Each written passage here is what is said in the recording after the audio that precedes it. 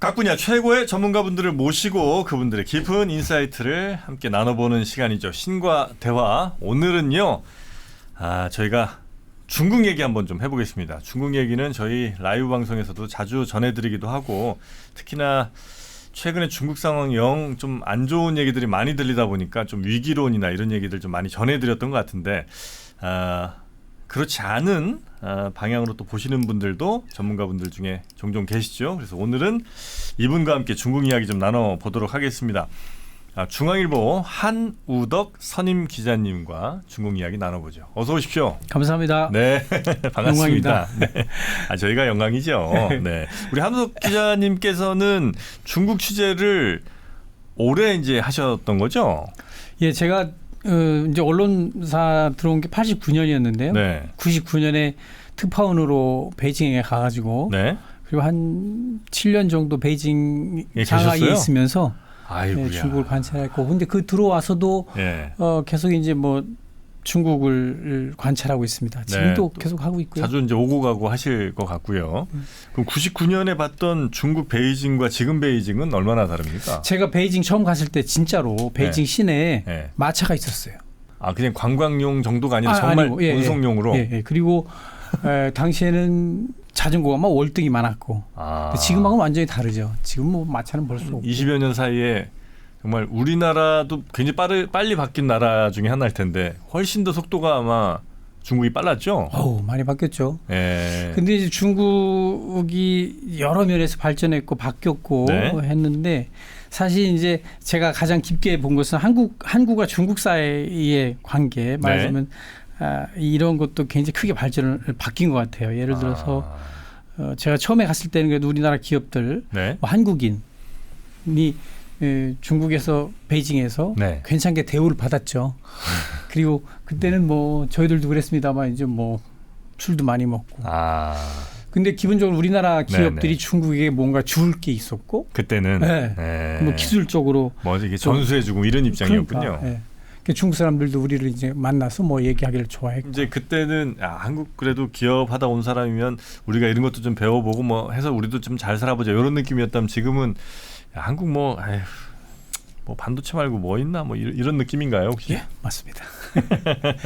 그래서 지금 보면 우리가 이제 한중 관계 우리가 92년 수교를 했잖아요. 네. 그때 이후로 뭐 줄곧 이어오면서 결국 한국과 중국 간의 이런 그 경제 협력 관계, 산업 협력 관계라고 그러는 것이 중국이 결국은 한국 산업 기술을 따라오는 추격하는 과정이었던 것 같아요. 네. 그리고 하나하나 따라잡는 테이크오버하는 그 과정 자체가 중국 경제, 중국 산업이 발전하는 과정이지 않았나 이런 생각이 들어요. 지금은 상당 부분 이제 따라잡혔고요. 뭐 솔직히 인정할 거 인정해야 되니까 반도체, 그다음에 조선, 그다음에 디스플레이는 아직 우리가 우위에 있다고 봐도 될까요? 뭐 저는 그렇게 보고 있어요. 네, 그 정도 또 있습니까?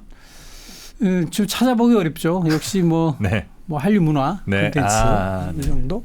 그런 정도. 우리가 여러 분야에서 중국에게 따라잡혔고 그것이 지금 한국과 중국 간에 사실 한국과 중국 간에 뭐 여러 가지 그 중요한 접합점이 있지만 결국은 인프라는 경제 관계잖아요. 근데 경제 관계에서 우리가 이렇게 옛날에 가지고 있었던 어떤 경쟁 우위 요소가 많이 바뀌면서 우리가 이제 중국에 대한 발언권도 약화되고 그리고 중국 사람들이 우리를 보는 시각도 많이 바뀐 거죠. 물론 우리가 중국을 보는 시각도 많이 바뀌었죠. 뭐 특히 사드 이후로. 그렇죠.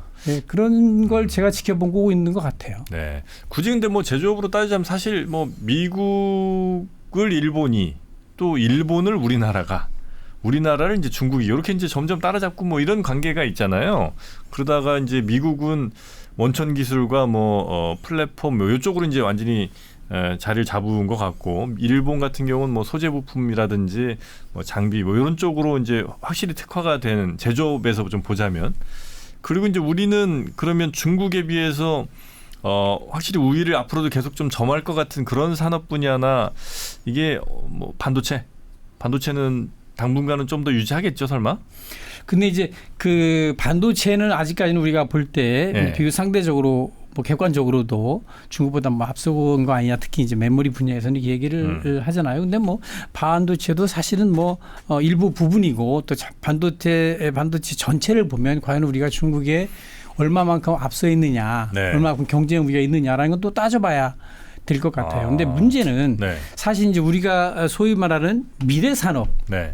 뭐 전기차라든가, AI라든지. 뭐 배터리라든가, AI라든가 이런 분야에 있어서 오히려 중국이 우리보다 더 먼저 치고 나가고 있고 우리보다 더 뛰어난 경쟁력을 갖춰가고 있다라는 게 이제 그게 문제인 것이죠. 그래서 중국이 우리가 이제 뭐 중국의 위기, 경제 위기 얘기를 하고 있지만 네. 사실 중국의 경제 위기를 걱정하는 거 뭐 우리 뭐 그렇게 경제 위기를 얘기하면서도 속으로는 어떻게 생각하면 아이 고소해 뭐 이런 감정도 좀 있는 것 같고. 네. 근데 사실은 지금 그런 단계가 아니고 오히려 중국이 오히려 잘 나가는 네.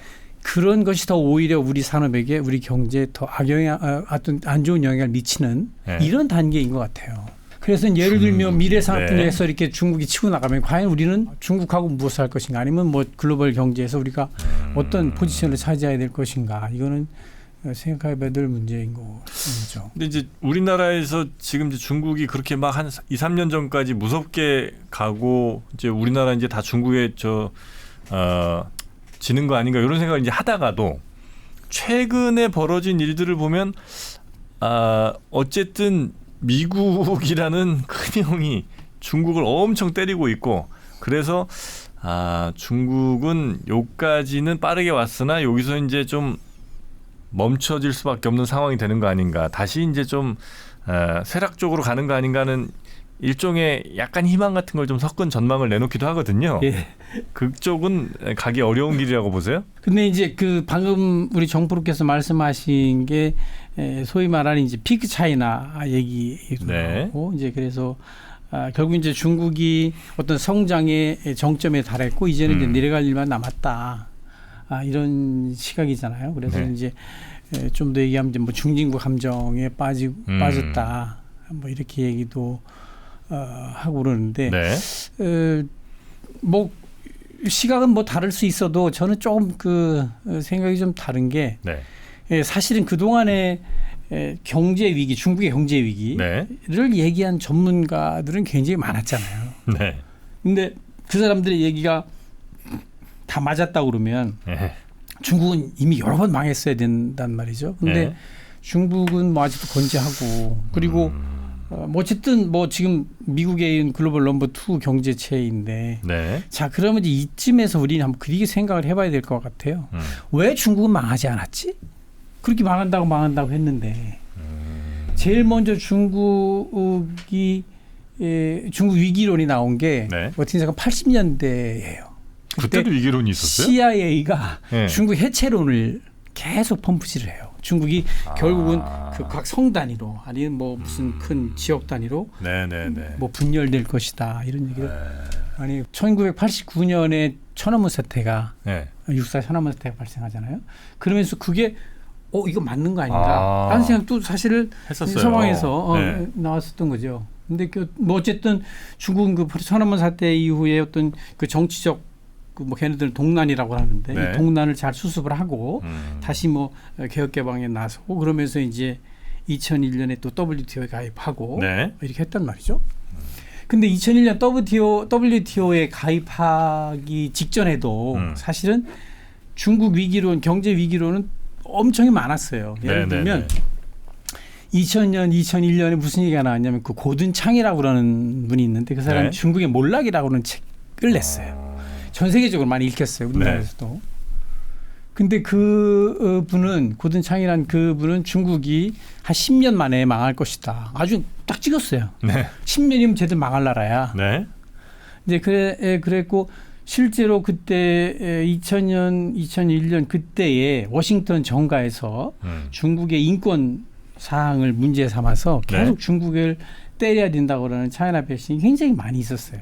이제 그런 단계를 거쳐서 2001년 이제 매년 그때마다 미국은 중국에게 최혜국 대우, Most Favored Nation인가 그래서 MFN 대우를 줬는데 그때마다 중국은 미국에 가가지고 부탁을 해야 되는 최혜국 대우를 받으려고 이런 단계인데 어쨌든 2001년에 WTO에 가입하게 되면서 이제 중국이 본격적으로 글로벌 서플라이 체인에 이제 가입을 하게 된 거죠. 지금 말씀하신 이제 우리가 얘기하는 게 중국의 위기다, 중국 위기론이다. 이제 이런 제 얘기는 이런 많은 중국의 위기론이 왜 나왔으며 이런 것이에도 불구하고 중국은 어떻게 이렇게 성장세를 유지해 왔는가. 네. 이제 한번 우리가 그런 걸 한번 생각해 봐야 될 때라는 얘기죠. 왜 안 망한 거예요? 여러 요인이 있겠지만 제가 볼 때는 그 중국이라고 하는 나라를 네. 서방의 시각에서 네. 시장 경제의 시각에서 경제를 분석을 하는 것이죠. 네. 근데 사실 중국이라고 하는 나라는 이 시장 경제, 중국의 그 국채가 사회주의 시장 경제란 말이에요. 시장 경제를 채택하고 있다고 그러는데 사실은 보면 중국은 시장 경제라고 하는 거를 채택한 적이 없는 나라예요. 그게 무슨 얘기냐면 사회주의 시장 경제라고 하지만 중국은 이 시장이라고 하는 거를 어떻게 생각하냐면 등소평이 이렇게 얘기를 해요. 자, 사회주의 국가에도 시장은 있는 것이다. 왜냐? 자본주의 국가에도 계획이 있잖아. 그 얘기는 뭐냐? 시장이냐 계획이냐 이거는 경제 운용의 한 툴이다. 네. 그러니까 사회주의 중국이 경제 운용의 효과적인 경제 운용을 위해서 시장을 하나의 툴로 받아들인 거예요. 네. 그래서 기본적으로는 사회주의 체제라고 하는 그 테두리 속에서 시장 경제를 운영하고 있다는 얘기죠. 그런데 외부에서 특히 서구의 시각에서는 오로지 그 시장 경제 시각으로 중국을 보니까 안 맞는 거죠. 지금 많은 경제 위기 얘기도 뭐 지금도 많이 나오고 있지만 네. 우리 시각으로 우리가 보고 싶은 대로 우리 틀로 중국을 보니까 안 맞는다는 거죠. 근데 이제 사회주의랑 이른바 시장 경제랑 아무리 봐도 우리는 따뜻한 아이스 아메리카노 같은 느낌이잖아요. 그렇죠. 그러니까 시장 경제라고 한다면 시장 경제의 가장 기본은 그 시장에 참여하는 사람들 모두가 각자 자기의 최대한의 이익을 추구하는데 그 과정에서 결국은 그 나갈 방향이라든지 이런 것들이 자연스럽게 정리가 되니까 그게 어쩔 수 없이 가장 효율적인 방향이라 글로 간다는 거고. 자원 배분 차원에서. 네.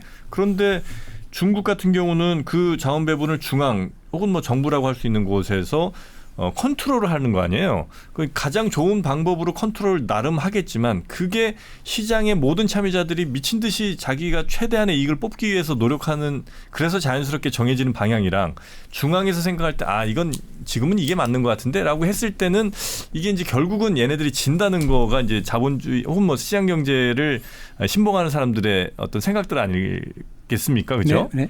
그러면 당연히 저도 그 생각이 맞는 것 같은 느낌이 들거든요. 중국이라는 나라의 지도체제가 아무리 똑똑한 사람들이 모여있다 한들 그 어마어마한 사람들이 자신들의 미친 듯 이게 달려드는 요기를 과연 이길 수가 있는 건가? 못 이기죠. 못 이기죠. 그러면 결국은 어느 정도 순간까지는 즉 막 열심히 갈아 넣어갖고 낮은 비용으로 비슷하게 잘 만들어내는 곳까지는 뭐 충분히 계획 경제로 갈 수 있으나 그 이상은 못 가는 거 아니냐. 그러면 결국은 이제 다 올 때까지 온 거 아니냐는 이제 그런 분석인 거죠. 이게 등소평은 지금 정부가 말씀하신 대로 그 계획만으로는 이 국가 경제를 효율적으로 운영할 수가 없다. 네. 오히려 시장 체제를 도입하면 이 시장이 가지고 있는 어떤 자원 배분 이런 기능을 활용할 수 있다는 얘기죠. 그거를 시장 기능을 흡수하면 우리가 그걸 갖다가 어떤 정책 운영의 수단으로서 활용을 하면 국가 운영에 더 도움이 된다라고 해서 시장 경제를 채택한 거예요. 엄청 유연한 것이죠. 그러니까 기본적으로 예를 들면 이런 식이에요. 중국은 그래서 그 뭐 1개 중심 2개 기본점이라고 하는 걸 내놔요. 그게 뭐냐면 1개 중심이 경제 건설 중심이에요. 자, 우리는 경제 건설을 해야 돼. 근데 2개의 기본점이 있어. 그 2개의 기본점이 뭐냐면 첫 번째는 공산당이 영도하는 거야. 사회주의 국가의 공산당. 두 번째는 뭐냐면 개혁 개방이야. 그러니까 오른쪽에는 공산당 영도, 왼쪽에는 시장. 개혁 개방을 두고 있는 거예요. 그러니까 이 두 가지, 그러니까 우리 걔네들이 이걸 두 손이라고 하는데 왼손이 필요하면 왼손을 좀 더 강조하고 오른손이 필요하다. 그러니까 말하자면 국가 정책이 더 필요하다 싶으면 말하자면 사회주의 공도성 이걸 강화하고 좀 더 지금 단계에서는 어떤 시장의 기능이 더 필요하다 하면 또 왼쪽 손을 또 내민단 말이죠. 이런 식이에요. 예를 들면 중국도 2008년 세계 경제 위기 때 세계 금융 위기 때 힘들었어요. 네. 근데 이제 그때 중국이 이제 국가가 나서서 그때 당시 한 4조 위안 정도의 GDP 한 13% 정도일 거예요. 네. 그때 이제 그 돈을 견대수 부양책을 써가지고 네. 그 경제 위기를 극복을 해요. 그때 네. 나온 말이 뭐냐면 국진민퇴예요. 국가가 나서고 네. 국가가 들어오고 네. 진 그리고 민이 빠져나간다. 네네. 나간다. 그런 거예요. 그러니까 국진민퇴라는 것은 뭐냐면 지금 세계 경제 위기로 인해서 경제가 지금 충격을 받았다. 네. 이때는 시장의 기능보다는 오히려 국가가 나서서 국유기업이 나서서 이거를 컨트롤을 해야 된다. 아니면 수습을 해야 된다. 그래서 이 왼쪽과 오른쪽이 유기적으로 실용적으로 네. 능동적으로 대응을 이렇게 하는 거예요. 그래서 지네들은 이게 서로 이게 말하자면 두 개의 기본점이 서로 모순되잖아요. 네. 이것이 서로 의존하면서 네. 서로 또 정반합의 과정을 거치면서 서로 발전하는 것이다. 이제 우리 공산당 얘기를 많이 하잖아요. 네. 이런 얘기하면 댓글이 어떤 게 될지 모르겠는데 사실은 중국 경제가 이렇게 성장한 가장 기본적인 원인 요소 팩터가 뭐냐? 저는 두 가지를 꼽는데요. 첫 번째가 인구예요. 쪽수. 그러니까 아무것도 없는 인구밖에 없는 사람밖에 없는 쪽수밖에 없는 그런 나라에서 결국 사람을 가지고 인가공 시작을 해서 수출도 하고 돈 들어오고 내수 시장을 만들고 이렇게 발전했단 말이죠. 네. 그럼 그 큰 경제체를 효율적으로 운영할 수 있었던 또 다른 성장의 요인은 뭐냐면 저는 공산당이라고 얘기를 하고 싶어요. 그러니까 공산당이 사실은 공부를 해보면 굉장히 스마트한 집단이에요. 물론 이제 공산당 내부의 어떤 부정부패라든가 어떤 권위주의라든가 이런 게 물론 엄청 많이 많죠. 그런데 이제 경제 운용을 보면 중국 공산당이 굉장히 스마트하게 중국 경제를 이끌어왔다라고 이제 보여지는데 어쨌든 이런 것이 이것도 사실은 이게 왼손 오른손 이 전략도 사실 중국 공산당이 나라를 안전하게 유지하는 그 과정에서 썼던 하나의 방편인 것이죠. 미국이란 나라가 없었어도 중국이 지금처럼 잘 올 수 있었나요? 그러니까 미국이란 나라가 없었다면 서구체에 미국 같은 다른 나라가 있었을까요? 없었을까요? 있었다면 그렇게 말하자면 그 중국의 경제가 이렇게 성장할 수 있었던 것은 그러니까 이제 특정해서 기간을 얘기하기는 그렇습니다. 어쨌든 2001년 WTO 가입한 이후로 중국 경제 급성장하게 됐단 말이죠. 근데 이제 그 WTO에 가입했다는 얘기는 근데 미국이 이제 오케이를 해서 WTO에 가입을 했단 말이에요. 그 얘기는 뭐냐면 중국이 한 5억, 6억 정도의 노동자가 어느 날 갑자기 서방 경제에 편입됐다라는 얘기 아니에요. 그죠? 네. 이제 이런 중국이 서방 이런 경제 시스템에 이제 편입했다는 얘기인데 그래서 어떤 이제 중국이 가지고 있는 게 역시 이제 임금 노동력이니까 그걸 가지고 시작을 해서 이제 싼 거 만들어서 이제 그러면서 중국이 바로 세계 공장 월드 팩토리를 등장을 하잖아요. 그러니까 이제 그 돈을 싼 거를 만들어서 전 세계 이제 수출을 하잖아요. 주로 미국을 갔단 말이죠. 그러니까 월마트의 모든 그 가격 그 상품 진열대가 미국산으로 중국산으로 다 차 있는 거죠. 그러니까 돈을 많이 벌었어. 그 돈을 벌어가지고 어떻게 그 달러 그렇게 많이 들어온 달러를 다시 어디 투자할 데가 없잖아요. 사실은 그 큰 돈을 그래서 결국 미국에게 다시 꿔줬잖아요. 그래서 국채를 사고. 그러면서 나온 게 차이메리카잖아요. 그래서 이 차이메리카라는 말이 이제 차이나 아메리카 그리고 이제 둘이 미국과 중국의 어떤 공동 발전 이렇게 공동 이렇게 어떤 이런 형식. 그러니까 중국의 성장에는 미국의 경제적 어떤 그 파트너십이 아주 중요했죠. 꼭 이게 미국이라서가 아니라 서방이라고 보면 되는 것이죠. 그러니까 중국 경제는 서방이 없었더라면 그 WTO 같은 그 서방의 경제 시스템이 없었더라면 독자적으로 발전하기는 쉽지 않았겠죠. 그러니까 제가 그 질문 드린 이유는 결국 이제 중국이 이렇게까지 급성장을 지난 뭐 한 20년 사이에 했던 거는 미국이란 어마어마한 시장, 뭐 미국을 포함한 뭐 서방 세계라고 할게요. 거기가 이제 어마어마하게 사줬잖아요. 그렇죠. 네. 그러면서 이제 이렇게 성장할 수 있었는데 그 사주는 나라들이 중국이란 나라를 이제는 뭐 안 사주겠다 혹은 뭐 막아보겠다라고 마음 먹는다면 물론 당장 뭐 1, 2년 내는 힘들겠습니다만 결국 뭐 인도가 됐든 뭐 베트남이 됐든 수많은 대체 공장들이 얼마든지 만들어질 수 있을 것 같고 그러니까 돈이 없어서 뭐 물건을 못 산 경우는 있어도 만들 사람이 없어서 물건을 못 사지는 않을 것 같거든요. 그렇게 보면 미국이나 서방 세계가 야 중국 너무 컸고 그다음에 우리랑 사상적으로도 안 맞아. 이 공산주의를 끊임없이 뭐 결국은 채택할 나라 해왔고 그런 나라라면 야 그럼 차라리 인도나 뭐 다른 나라로 돌리자. 말레이시아, 인도네시아 거기도 얼마든지 저임금 노동자들 많다. 글로 가자라고 한다면 당장 중국이 그거를 어떻게 넘어설 수 있는 방법이 자체적으로 소비를 아무리 해본들 그게 되겠냐는 거죠. 일단 두 가지 차원에서 한번 볼게요. 네. 중국이 제조업을 이제 사실 지금 벌어지고 있는 일이잖아요. 예를 네. 들어서 이제 뭐 삼성은 이미 베트남으로 갔고 애플도 인도로 간다는 거 아니에요. 그래서 이제 공장이 다 빠져나오고 일단 뭐 탈중국에다 이렇게 얘기를 하는데 사실은 중국과 같은 뭐 베트남이든 아니면 인도든 중국과 같은 그 제조업 요건이 형성돼 있느냐 그건 좀 따져봐야 될 일인 것 같아요. 아직 멀었다고 봐야 되겠죠. 그러니까 이제 제조업 뭐 공장만 가는 건 아니잖아요. 네. 이제 예를 들면 뭐 애플의 아이폰을 만들기 위해서는 그 수많은 부품 업체들이 그렇죠. 주변에 생태계가 있어야 되는 있단 거고. 말이죠. 네. 말하죠. 생태계. 그러니까 그런 그 제조업 생태계가 과연 중국 이외의 지역에서 중국과 같은 그런 효과를 낼 수 있을까라는 게 이제 가장 먼저 닥치는 문제 같아요. 네. 두 번째는 중국도 사실은 중국도 임금이 많이 오르고 네. 그러면서 이제 제조업 그 환경이 악화되는 것이죠.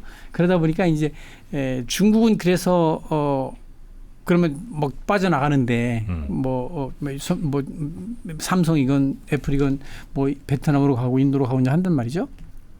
그럼 중국 가만히 있느냐? 그건 아니죠. 중국도 사실 이제까지 이제 외국 기업들이 중국에 들어올 때는 사실은 이제 기술과 함께 들어오잖아요.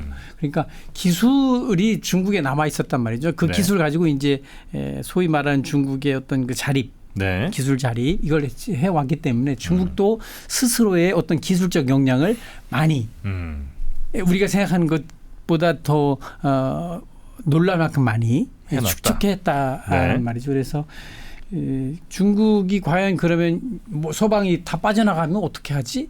물론 그런 현상으로 인해서 좀 충격을 받을 수 있죠. 지금 이제 나타난 현상이기도 네. 하고 그렇다고 해서 그 중국이 이제 너무 극단적인 생각인 거죠. 야, 쟤네들 다 나가면 중국 이제 별거 없잖아. 라는 건 아니라는 것이죠. 어찌 보면 지난 한 20, 30년 동안 그 탈 이념의 세계에서 멕시코에 있던 혹은 뭐 우리나라에 있던 각 세계 각지에 조금씩 퍼져 있던 생산 기지들이 사실 한 지난 20년 동안 그냥 중국에 몰빵 한번 한 거잖아요. 거기 이렇게 잘 돼 있으니까 뭐 굳이 딴 데로 갈 거 없잖아. 그냥 중국에서 막 만들어 갖고 제일 싸게 또 만들 수 있는 곳이 거기였으니까. 네. 그래서 그 정도의 인프라가 다른 데로 옮겨가는 게 당장 뭐 1, 2년 사이에 쉬운 건 아닌 건 분명히 저도 알겠는데 그러나 예를 들어 미국이 확실히 이제 중국이 너무 커져왔다는 생각은 분명히 하는 것 같고 그래서 계속 끊임없이 뭔가 때리는 것 같고 그다음에 유럽은 비교적 미국 생각이랑 좀 달랐던 것 같다가 유럽도 이제 어느 정도 비슷한 생각들을 좀 하고 있는 것 같아서 그래서 결국 점점 이념의 시대로 다시 좀 회귀하는 것 같아서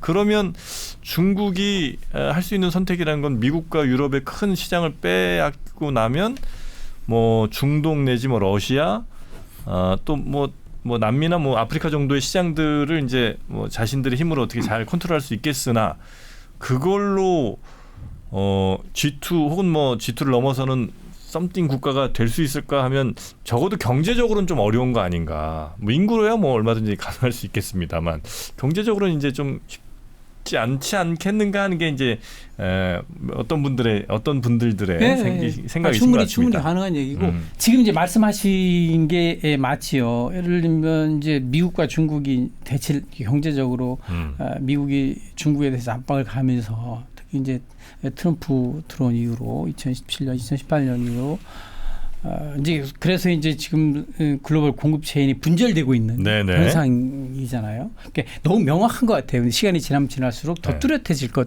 같아요. 근데 이런 걸 한번 생각해 볼 필요가 있을 것 같아요. 엊그저께 독일의 총리 숄츠 총리가 베이징에 가서 시진핑을 만나고 리창 총리를 만나고 이렇게 하더라고요. 경제가 어렵잖아요. 독일도. 네. 그래서 어쨌든 중국과 뭔가 좀 풀어보기 위해서 네. 독일은 중국하고 그동안에 사실 잘 지내왔어요. 경제적으로도. 네. 그런데 이제 슐츠가 베이징을 방문한 것 같아요. 그러면서 이제 쭉 얘기를 하는데 뭐 시진핑도 그렇고 슐츠도 그런 얘기를 하던데 어떤 세계의 어떤 그 보호무역주의 네. 이런 걸 우리가 배격해야 된다. 서로 뭐 자유교역을 뭐 늘려야 된다 이런 얘기를 쭉쭉 해요. 그 얘기는 뭐냐면 이게 경제적으로 분절이 되지만 네. 이게 쉽지 않다는 거죠. 엔비디아가 중국에 말하자면 그 AI용 칩을 많이 수출을 해왔단 말이죠. 그런데 당국이 못하게 하니까 네. 그래 그럼 우리 뭐 A100은 안 되더라고 그럼 800은 안 돼?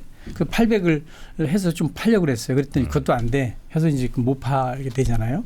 그리고 엊그저께 또 중국이 자기 통신망에 외국 칩을 쓰지 못하도록 조치를 또 했단 말이죠. 네. 그러다 보니까 미국 반도체 지수가 미국 증시에 반도체 지수가 뭐 3%인가 한 3~4% 떨어진 것 같아요. 네. 마찬가지죠. 그 네덜란드에 있는 그 ASML. 네. ASML도 뭐 중국이 사실 굉장히 큰 고객이었는데 네. 미국이 저렇게 하니까 이제 굉장히 타격을 받는 거니까 경제적으로 네. 미국과 중국이 대치를 하고 미국이 중국을 압박을 가하고 있지만 이 커플링의 정도라고 그러는 것이 네. 우리가 생각하는 그 이상으로 끈끈하다란 말이죠. 그래서 이게 일도 양단식으로 네, 이렇게 네, 볼 건 네. 아니란 말이죠. 근데 이제 좀 더 예전으로 좀 돌아가 보면 네. 똑같아요. 아까 2001년에 WTO 가입하기 직전에 워싱턴에서 그 중국의 인권을 이유로 해서 그 많은 그 정치인들이 중국에 압박을 가야 된다. 그렇게 이제 계속 주장을 해요. 그리고 MFN도 연장해 주면 안 된다. 이런 얘기를 많이 해요. 네. 근데 그 분위기가 정치적으로 굉장히 사실 이게 주류였어요. 근데 그게 MFN은 말하자면 그 최애국 대우는 계속 연장이 됐어요. 그리고 2001년에는 결국은 WTO에도 가입을 했어. 네. 그 왜 그랬을까? 근데 그 책이 이제 제국의 충돌이라는 책이 있어요. 이제 홍콩 사람인데 미국에 가서 활동하시는 분이 쓴 책인데 네. 거기에 보면 그때 당시에 미국 기업들이 정치인들 상대로 중국에 대해서 우호적인 조치를 하도록 로비를 크게 했다라는 거예요. 그러니까 그 중국을 때리지 말도록 요구했던 사람들이 뭐 GM이나 뭐 또 모잉이나 네. 아니 뭐 캐터필라나 이런 없이 그러니까 중국의 시장을 바라보고 그 기업들이 로비를 한 거죠. 그러니까 정치적인 어떤 그 대치와 네. 경제적인 흐름은 반드시 같지만 않을 수 있다. 그 중국의 강점 여전히 갖고 있는 중국의 가장 강점은 뭐고 또 중국이 갖고 있는 가장 취약한 점은 뭡니까? 그 중국 이게 제가 한번 여쭤보고 싶어요. 중국이란 나라는 네. 어떤 나라인 것 같아요? 중국이란 나라가 어떤 나라냐? 와, 너무 어려운 것 같아요. 질문이야말로. 중국이란 저는 나라. 네. 중국이란 나라가 굉장히 무서운 나라라고 생각해요. 무서운 나라요? 무서운 나라예요. 어떤 의미로? 중국은 지금 네. 무엇이든 할 수 있고 무슨 짓이든 할 수 있는 나라예요. 지금 이제 경제가 발전하려면 성장하려면 뭐가 필요하냐면 뭐 세 가지 요소가 필요하다고 생각을 해요. 네. 첫째가 이제 제조업 역량이에요. 제조 역량. 예. 제조 역량이 있어야 되고 왜냐하면 지금 또 이 제조가 지금 분절되는 그 서플라이 체인이 분절되는 단계이기 때문에 제조 역량이 있어야 되고 또 무엇을 생산할 수 있는 기술이 네. 있어야 된다는 거죠. 그리고 생산하면 뭐예요? 또 시장이 있어야 되잖아요. 다 갖고 있네. 근데 이 세 개를 가지고 있는 나라를 찾아보면 사실은 중국밖에 없네? 라는 생각이 드는 거예요. 여기에 이제 중국은 돈도 있어 게다가. 그리고 또 하나가 또 있어요. 뭐요? 정부가 있어요. 예? 정부. 정부? 네. 근데 이걸 예를 들면 이런 거예요. 자, 지금 샤오미. 네. 샤오미가 얼마 전에 스마트 전기차 SU7 내놨잖아요. 그래서 잘 나왔더라고요. 네. 그 레이준이라는 사람이 샤오미 우리 전기차 만든다라고 얘기한 게 3년 전이에요. 그래서 3년 만에 어쨌든 내놨어요. 예. 그랬는데 어쨌든 반응이 좋아. 예. 저도 그거를 이제 걔네들 소개하는 걸 이렇게 쭉 보니까 와 좋더라고요. 스마트라고 하는 그러니까 이 SU7이 뭐냐면 예. 샤오미도 애플처럼 네. 샤오미 생태계를 쭉쭉쭉 만들어 왔어요. 많이 만들었죠. 거기. 뭐 전기 정수기도 만들고. 예, 뭐 가전 뭐 다 통합했죠. 거기. 예.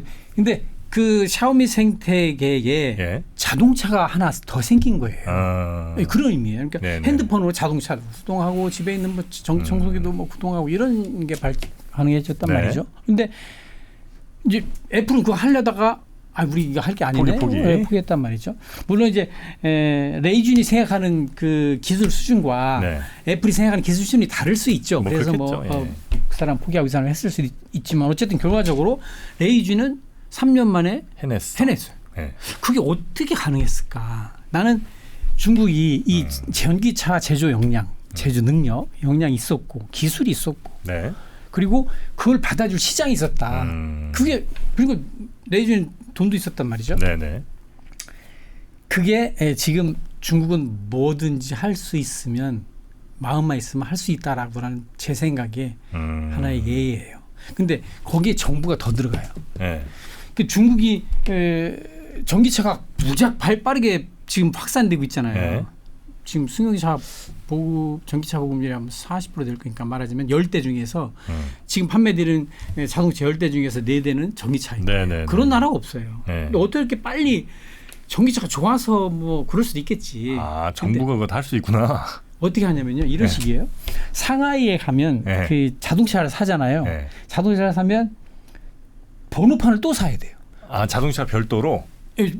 번호판이 한 12만 우리나라 돈 한 2천만 원 정도 해요. 그러니까 번호판만. 그 경매로 또 이제 들어가서 사야 되는데. 와, 그러니까 뭐라자면 이게 너무 그 시 에어리어는 뭐 한정돼 있는데 자동차가 많으면 그 규제하려고 번호판을 이제 규제를 하는 거예요. 네네네. 새로운 차. 그래서 이제 내가 자동차를 살려면 자동차 값도 내야 되지만 그 번호판 값도 사야 돼요. 근데 전기차 같은 경우에는 번호판 그걸 안 해. 그럼 내가 지금 새로 살려고 그래요. 당연히 전기차 사겠죠. 그러니까 확산되는 거예요. 그러니까 대부분의 대도시 뭐 베이징, 상하이, 뭐 광주, 뭐 shenzhen 이런 데는 번호판 제도가 있어요. 대부분. 근데 그게 대부분의 도시에서 그럼 우리 전기차 같은 경우에는 면제해 줄게. 이게 정부의 힘이에요.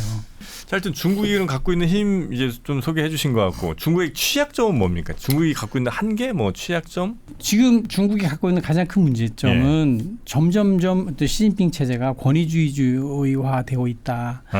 그거인 것 같아요. 왜냐하면 지금까지 특히 이제 제가 보기엔 2017년 이전까지 그러니까 WTO 가입한 이후로 이때까지는 중국의 경제를 성장을 이끌어온 팩터는 시장이었어요. 시장의 어떤 혁신이라든가 시장의 어떤 경쟁 이런 걸 통해서 중국 경제가 발전해 오고 그게 이제 우리가 그러면서 글로벌 체제와 이렇게 연동이 돼서 함께 움직이고 그게 말하자면 소방이 원하던 그런 중국의 발전의 모습이었다라고 볼 수 있죠. 그런데 시진핑이 들어온 이후로 굉장히 권위주의적인 모습으로 다시 돌아가고 그러다 보니까 지금은 어떤 시장의 어떤 그 혁신이라든가 시장의 역동성이라기보다는 어떤 정책이 성장을 만들어내려는 이런 모습을 보여요. 과연 이게 어느 것이 효과적일 것이냐 이건 뭐 장기적으로 보면 너무 명확한 것 같아요.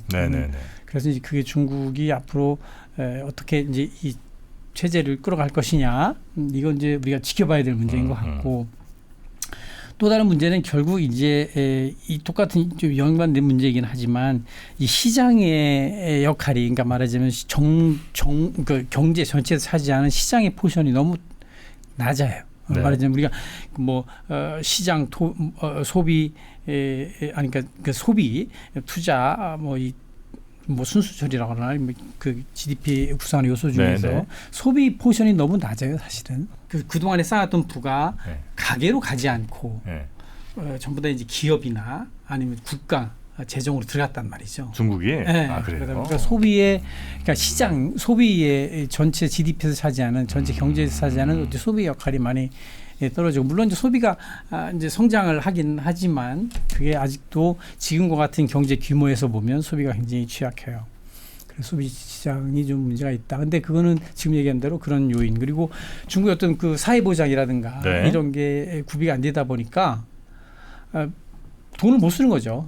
뭐 미래에 대한 불안 때문에. 그래서 이런 제도적인 그런 정책을 마련해야 되는데 그게 잘 안 되고 있어요. 그리고 이 돈을 가지고 있는 가게에 들어가 있는 돈마저도 네. 이 부동산 시장으로 몰리다 보니까 그러니까 이 부동산 시장에 지금 버블이 심하고 버블이 깨져가지고 지금 난리 나잖아요. 근데 그 사실 그거는 중국 정부가 유도한 일이기도 해요. 부동산 시장이 지금 문제가 많아가지고 뭐 얘기하잖아요. 근데 왜 이게 얘기되냐면 중국은 사실은 소비 시장을 키우고 싶어도 네. 뭘 키울 수가 없었던 거예요. 먹는 거 하고 뭐 놀러 가는 거 빼고는 어떻게 할 도리가 없어서 네. 그래서 이제 부동산 시장을 중국이 돈이 부동산 시장으로 가게 유도를 한 거죠. 아, 의도적으로. 심플해.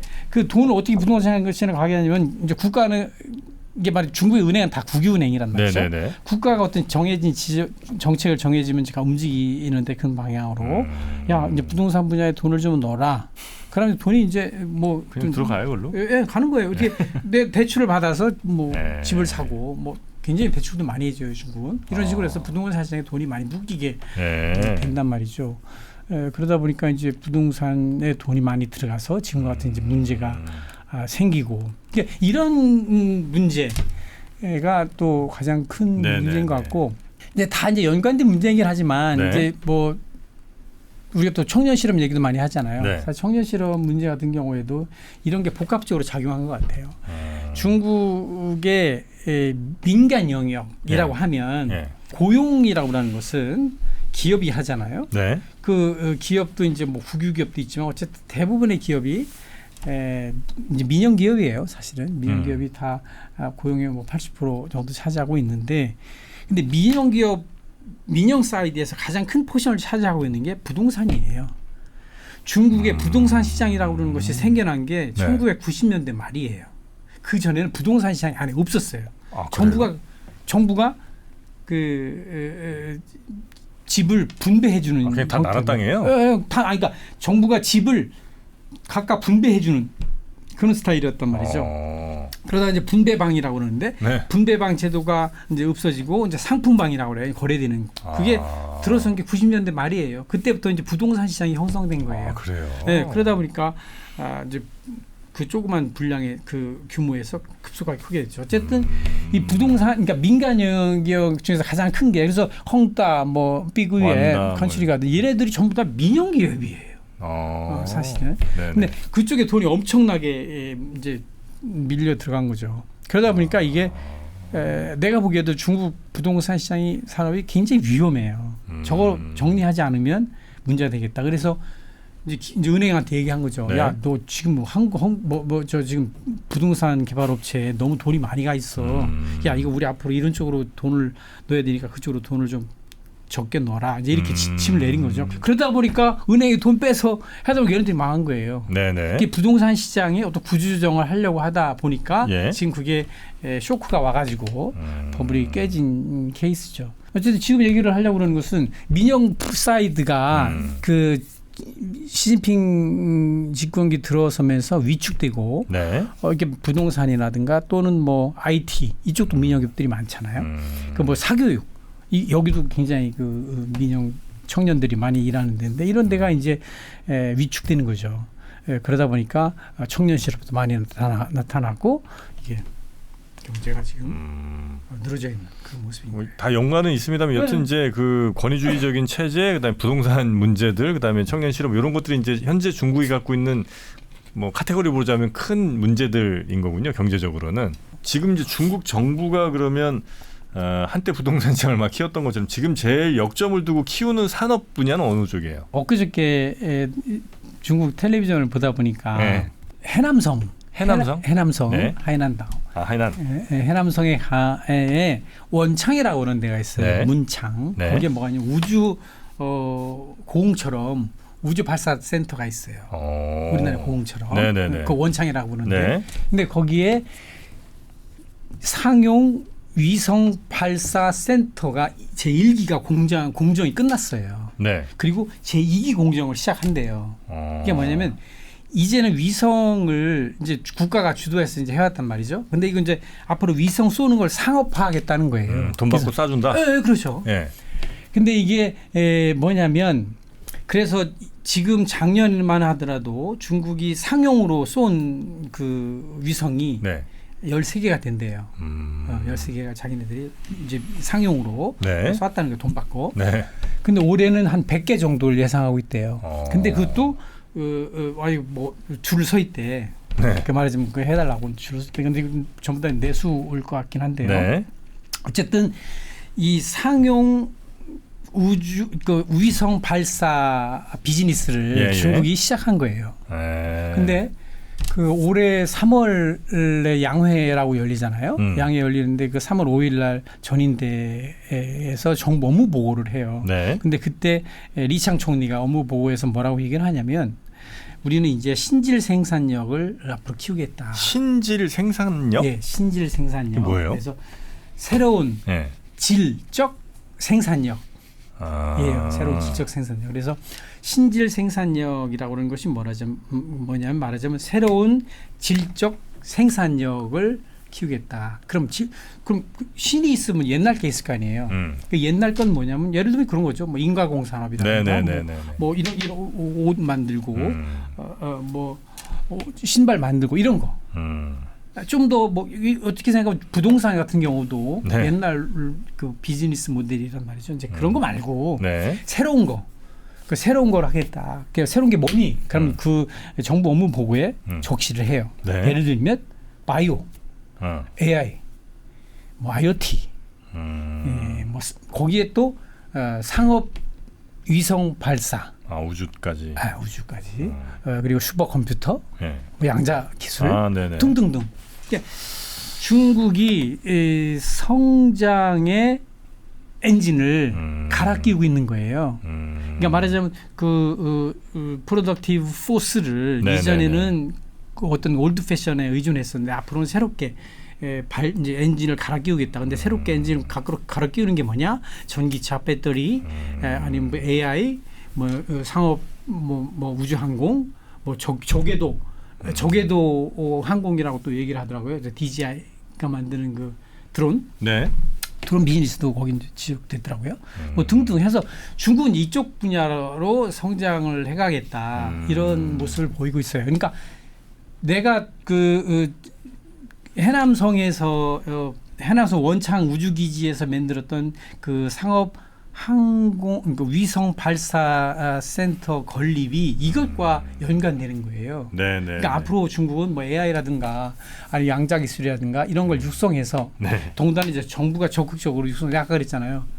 중국은 뭐든지 할 수 있고 무슨 짓이든 할 수 있는 나라다. 그래서 이쪽으로 키워나가겠다 이런 얘기 같아요. 그 옛날에는 선진국들이 하기 싫은 거 만들었으니까 뭐 선진국도 신경 안 쓰고 오히려 땡큐였는데 이제는 미국이 하고 싶은 거는 보니까 정확히 일치하는 것 같네요. 바이오, AI, 우주, 뭐 슈퍼컴퓨터 이거는 그냥 미국이 지금 열심히 미국도 하고 있는 건데 정확하게 똑같은 섹터에서 똑같이 부딪히면 특히나 AI도 그렇고 뭐 우주 쪽도 그런 것 같고 2등이 잘 용납이 안 되는 그러니까 그렇죠.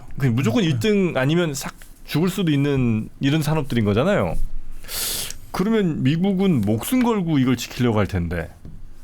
그래서 이게 이런 그 미래 산업 분야에 뭐 바이든이 되든 트럼프가 되든 이 분야의 그 양국 간의 어떤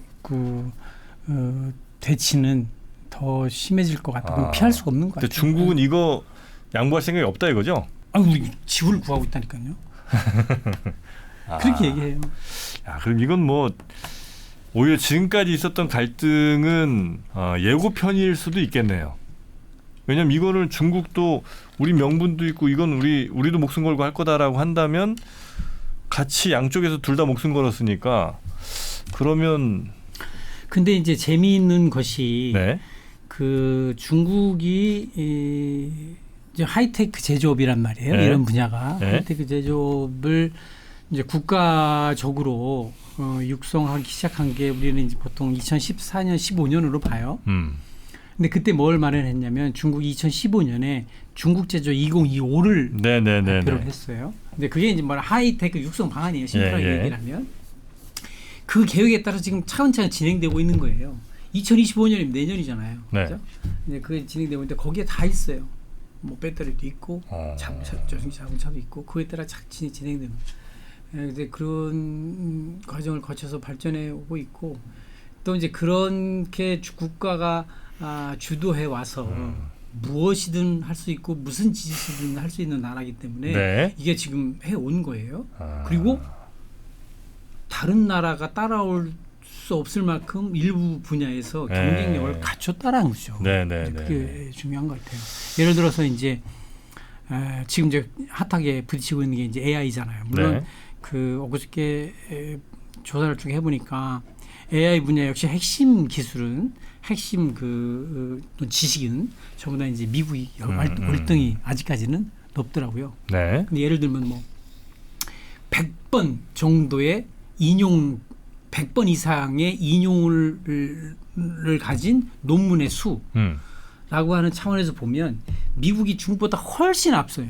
100번 정도 많이 인용되는 그런 말이죠. 근데 또 한 단계 내려가면 뭐 논문의 AI 분야 논문의 전체적인 수라든가 또는 뭐 하이 퀄리티의 논문 뭐 이런 거 이게 보면 또 미국이 어떤 분야에서는 중국이 또 앞서기도 해요.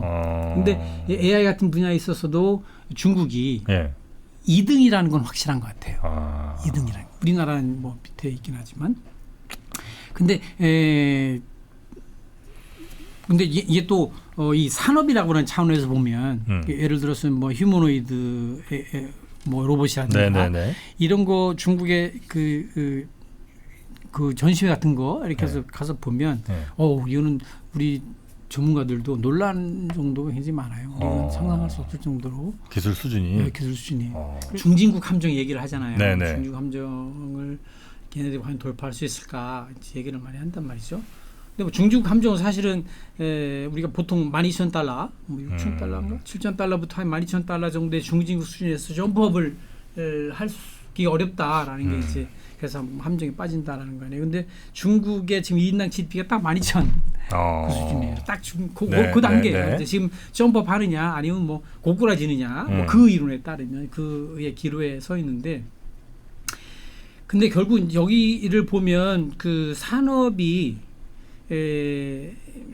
그래. 그럼 중진국 함정에 돌파한 나라의 특징이 뭔가 이렇게 좀 보면 역시 패스트 팔로워의 역할을 충실해서 거기에 뛰어난 역량을 보였다. 뭐 그런 우리가 그랬잖아요. 뭐 일본이 그랬고 대만이 그랬고. 그렇게 이제 패스트 팔로워에서 영향을 보였는데 사실 점프하려면 이제 퍼스트 무버가 돼야 된다. 뭐 흔히 하는 얘기잖아요. 근데 퍼스트 무버라는 게 말하면 혁신 능력이 있고 뭐 발명할 수 있고 예를 들면 어떤 기술을 주도할 수 있는 이런 나라가 되느냐잖아요. 근데 중국 같은 경우에는 뭐 많은 중국 학자들이 물론 중국의 얘기입니다만 충분히 그런 여건이 돼 있다. 뭐 어떤 그 AI 분야만 보더라도 어떤 AI 분야 이런 그 기초 연구 수준이 뭐 우리 중국 미국 높지 않게 뭐 사실 중국 대학 공과 대학 이 자연과학 대학 수준이 그렇게 만만치 않아요. 대학 랭킹에서 보면 그리고 대부분 또 중국은 우리는 뭐 의대에 좋은 학생들 의대에 많이 가지만 사실은 중국은 여전히 공학 순수과학이라든가 공학 분야에 여전히 많이 가고 또 대학도 아주 능동적으로 이런 인재 양성에 대응하고 있고 그래서 이런 순수 기술 학문적으로 아니면 이런 업계에 논리지가 많이 쌓여 있다 보는 거죠. 그렇기 때문에 아하 중국은 그들이 얘기하기에 그 중진국 함정 돌파에는 뭐 그건 문제 없다. 문제 없다. 그런데 그게 이제 중진국 함정의 이제 퍼스트 무버를 이제 못해서 갈 수도 있지만 지금 현재 양극화가 매우 심해지면 결국 발목을 잡힐 수밖에 없는 거잖아요. 근데 그거는 그 중앙정부에서 잘 뭐 컨트롤할 수준이에요? 그 중국의 빈부격차요. 네. 그 중국의 빈부격차 수준은 네. 상상을 초월해요, 사실은. 그렇다면서요. 근데 가보면 미국의 빈부격차하고는 달라요. 그러니까 아주 잘 사는 사람을 빈부격차를 따질 때 아주 잘 사는 사람 난 제해놓고 봐야 된다고 생각을 해요. 근데 그렇게 본다고 그러면 0.1% 정도를 빼놓고 빼놓고 본다고 그러면 중국은 그 정도 심각하지 않은 것 같아요. 미국 뭐 이런 것도 심각하진 그래요? 않지만 어쨌든 그 지역별에 따라서 아니면 뭐 어떤 직장을 가고 있느냐에 따라서 이렇게 빈부격차가 우리 못지않게 심해요. 그렇기 때문에 시진핑이 공동 부유를 들고 나오는 거예요. 아까 제가 말씀드렸지만 그 중국은 왼쪽 오른쪽 갖고 있단 말이죠. 네. 그러니까 왼쪽은 공동 부유야. 오른쪽은 막 시장의 힘, 역동성 이런 거야. 지금 이제 시진핑이 그렇게 판단한 거죠. 지금 우리가 이렇게 많이 오른쪽으로 많이 왔으니까 이제 왼쪽이 더 강해야 돼. 그래서 왼쪽 사회주의적 공산당 영도 이런 거를 강조하는 왼쪽 공동 부유 이걸 네. 들고 나온 거잖아요. 그러니까 이게 다 정반합으로 다 연결되는 거야. 그 사람들의 사고 체계에서는. 중국에 그러면 이제 이런 거예요. 자, 빈부격차가 너무 심해. 그래서 민중 밑에 백성들이 네. 막 들끓어. 네. 이거 막 하고 싶어. 네. 그 정도냐라는 아니에요. 건 아니죠. 그러니까 중국은 사실은 중산층이라고 그러는 걸 어떻게 볼지 모르겠지만 보통 우리가 4억, 5억 얘기를 해요. 외국 신문에서 이제 그렇게 보는데 이 중산층의 사람들이 기득권화된 사람들이에요. 공산당 체제 하에서. 그러니까 공산당이 그동안의 개혁 개방을 통해서 이루어왔던 또 경제적 성장의 혜택을 본 사람들이란 말이에요. 네네네. 그런 사람들이 한 4억 명이 바치고 있는 거예요. 그래서 정치적으로 이런 사람들이 어떤 성향을 가지고 있느냐 이게 좀 중요하잖아요. 그래서 이 사람들이 어떤 뭐 우리가 생각하는 그런 이렇게 하고 뭐 저렇게 하고 이런 건 아니란 말이죠. 제가 무슨 뜻인지 아시죠? 네, 뭐 감은 좀 옵니다. 그럼 이제 우리나라 얘기 끝으로 좀 하고 마무리하겠습니다. 우리나라는 지금 중국과 뭐 미국 양쪽에서 균형 유지하면서 양쪽의 이익을 다 취하자는 그런 뻔한 얘기는 이제 좀 진짜 뻔한 얘기인 것 같고 사실 그게 할 수 있으면 뭐 하면 좋겠지만 그게 안 되니까 지금 여러 선택을 강요받거나 뭐 이런 상황에 좀 놓여 있을 거 아니에요. 우리는 지금 어떻게 하는 게 가장 현명한 우리한테 도움되는 그런 스탠스 내지는 뭐 어떤 전략이겠습니까? 아까도 말씀드렸지만 중국이라는 나라는 제가 보기에 굉장히 무서운 나라예요, 사실. 예. 중국이 어떤 경제적 충격으로 인해서 요즘에 뭐 유튜브에 얘기하는 것처럼 이렇게 뭐 내일 폭망한다. 그러니까 우리한테 직격탄이죠. 내일만 큰일 나죠. 큰일 나죠. 예. 그래서 더욱더 문제가 되는 것이고, 근데 그럼 중국이 잘 나가면 중국에서 우리가 얘기한 대로 뭐 또 신질 생산력도 이루고 어떤 산업의 경쟁력도 키우고, 그래서 뭐 좀 미래 산업분에서 정말 글로벌리 영향력을 행사한다면, 그럼 우리는 뭐지? 그것도 문제예요. 그러니까 중국이 잘 돼도 걱정, 못 돼도 걱정인 거잖아요. 그래서 이게 우리가 가진 딜레마인데 참 중국 그 자체만으로 우리가 딜레마에 빠져 있는 이런 상황이에요. 그래서 저는 어떤 대책 뭐 방법이라고 어떻게 극복해야 되느냐라고 제가 감히 얘기를 못 하겠어요. 여하튼 이런 중국의 흐름, 우리가 그 중국이 뭐 내일 망한다 뭐 이런 것이 아니라 야, 그래서 중국이 어떻게 나가려고 그러는데 그들이 무슨 쪽으로 방향을 잡아서 가려고 그러는데 이런 걸 계속 추적을 해야 된단 말이죠. 그래서 중국을 띄엄띄엄 보지 말고 계속 관찰하면서 중국이 어디로 간다 이런 걸 좀 중심을 잡고 그들이 가는 거가 우리랑 어떻게 접합을 맺을 수 있고, 아니면 뭐 진짜로 걔네들 이제 우리랑 떨어져 뭐 그런 것도 우리가 연구를 통해서 나올 수 있다면 오케이, 그런 것도 이제 선택할 수 있는 거죠. 근데 중요한 건 우리가 중국을 너무 띄엄띄엄 봐요. 그러다 보니까 또 중국 위기 뭐 이런 얘기도 오늘 주제가 이제 그거였지만, 중국 위기에 매몰되면 중국을 정확하게 볼 수가 없는 거예요. 네네네.